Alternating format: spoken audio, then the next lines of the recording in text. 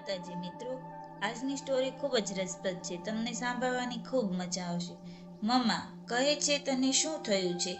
એ જોઈએ છે કે હું રાતે જંપીને ઊંઘી નથી શકતી. આંખો ઉજાગરાથી ભારે અને લાલ રહ્યા કરે છે. પપ્પા કહે છે, દિવસે દિવસે તું ફીકી પડતી જાય છે. બરાબર ખાય છે કે નહીં? બધા પૂછે છે. તારી તબિયતનું ધ્યાન રાખ, નહીતર માંદી પડીશ. કોને કહું કે હું માંદી પડી જ ગઈ છું અને મારી બીમારી કોઈ સમજી નહીં શકે? પછી ટ્રીટમેન્ટનો તો સવાલ જ ઊભો નથી થતો. બીજાને જે દેખાય છે એ તો બહારના લક્ષણો છે. મારી અંદર કેટલીક ઉથલપાથલ મચી છે. એ કોઈને દેખાય એમ નથી. કંઈક ચિત્ત નથી ચોંટતું. હાથ પગ પાણી થાય છે. બેઠી હોઉં છું ને ભૂલી જાઉં છું કે મારે શું કરવાનું છે. ફોન ઉપાડું છું ને ભૂલી જાઉં છું કે મેં કોને નંબર જોડ્યો હતો.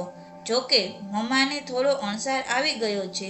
2 દિવસ પહેલા રાત્રે પાસે બેસાડી કેટલાક વહાલથી પૂછ્યું કે તને શું થયું છે? કોઈ મુશ્કેલીમાં છો? શાની ચિંતા છે? તું જે હોય એ મને કહે. એવી કોઈ સમસ્યા ન હોય જેનો ઉકેલ ન હોય. ના મમ્મા, હું તને શું કહું? હું કંઈ ન બોલી, બસ રડી પડી. મમ્મા કહે, મને ન કહી શકે તો પછી ચાલ આપણે ડૉક્ટર પાસે જઈએ.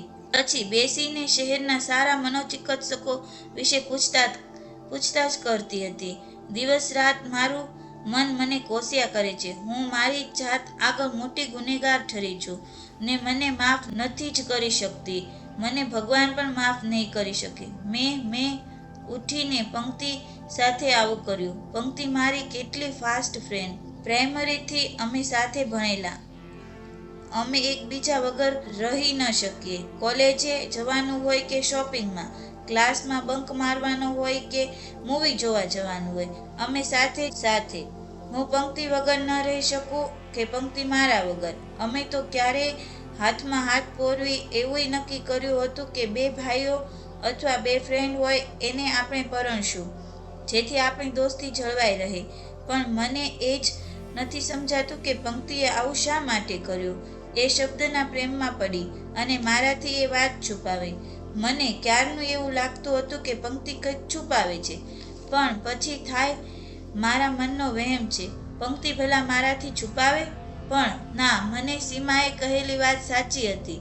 એણે પોતાની સગી આંખે પંક્તિ અને શબ્દને ગાર્ડનના ખૂણે એકબીજાને ભેટીને બેઠેલા જોયા હતા ને પંક્તિને પૂછ્યો અને એને હા પાડી દીધી. હું તો ઊભી સળગી ગઈ. પંક્તિ શબ્દને પ્રેમ કરતી હતી માટે નહીં, પણ એણે મારાથી વાત છુપાવી એ માટે. હું એની સાથે ઝઘડી એ ખરી, પણ એણે કંઈક બહાના બતાવી દીધા. હું કેમ સહન કરું કે મારી આટલા વર્ષની દોસ્તી ભૂલીને પંક્તિએ મારી સાથે પડદો રાખ્યો? મને એણે છેતરી, મને પંક્તિએ છેતરી. શા માટે?